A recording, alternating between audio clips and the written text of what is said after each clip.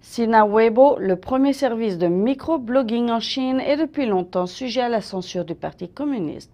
Mais de nouvelles règles d'utilisation encore plus strictes sont sur le point d'être appliquées, ce qui décourage un grand nombre d'utilisateurs.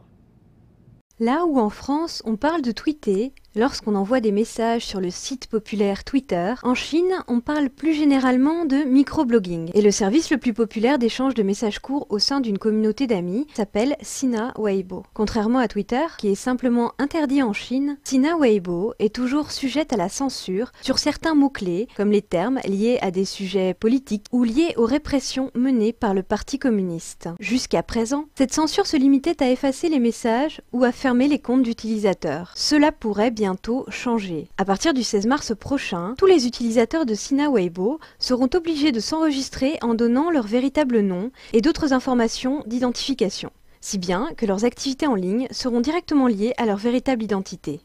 Cette réglementation implique des répercussions directes et plus fréquentes pour les auteurs de messages désapprouvés par les autorités du parti. En plus d'enterrer définitivement l'anonymat, Sina et d'autres services de microblogging vont prochainement ouvrir, au sein même de leur structure, des unités de surveillance du PCC.